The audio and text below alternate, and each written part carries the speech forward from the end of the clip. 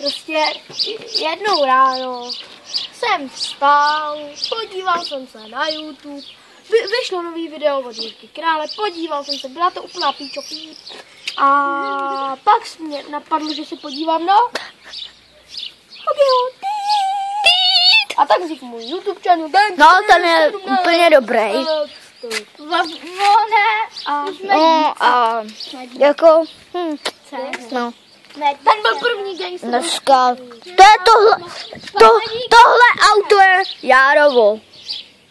Je moc velký jako limuzína. Tenhle oznamovací vlog vše a čus. Ten má hezký kola, to to se jsme mi mohli líbí. natočit, kámo. Natočíme, jak odehnat bráchu. Tady mají značka, aby nikdo tam nezaparkoval. Vidíte, ne, Jo, neparkovat, děkuji. Děkuji. Hej, jsou super čisto výfukový špinů. To je svojka. To je dálniční. Výfuky! To je dálniční známka, ne? No, ne, na technickou. Známka. To ještě mám, on jí má v autě ve mně. Čau lidi, vítám vás u dalšího videa. Dneska to bude pár způsobů, jak odhadnat bráchu od PC. Mě napadl názory na YouTubery. Tak to nebude, ale... Čau lidi, vítám vás u dalšího videa. Dneska to bude názory na YouTubery společně. A dneska já bych chtěl prvního YouTubera, jakože tu bude Tatian Games, protože Hej.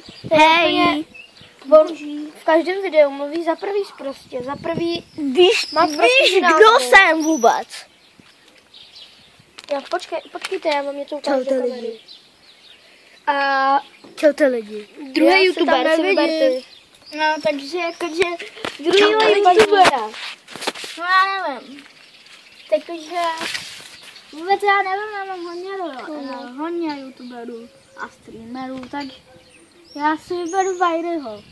Je docela dobré, ale takovej, nevím, docela prostý, ale takový, že no. Má teprve 10 000 odběratelů, podá. A mám druhý nejlepšího YouTubera. Jakoby nejradši mám Hoggyho.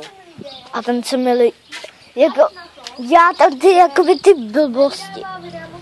A chtěl bych vědět, jak on si objednává ty jelly beans a tak. Protože je to dobrý. Mně se to připadalo jako blbý předtím. Ale teď se mi tak zdobřelo. Lidi, to byste zažili. Fuj, to je prostě blitky a tak. hej, on to natáčí obráceně úplně. A prostě nevím, co zažijete v tom. Zažijete něco jiného, třeba čůranky nebo něco, nebo hovna. To je prostě jedno. Ale dejte mi like, odběr, i zhlídnutí. Protože všechno, i komentář mi dejte. Všechno, co chcete. A já vás zdravím. Dej ten klíček. Čau lidi. Klíček.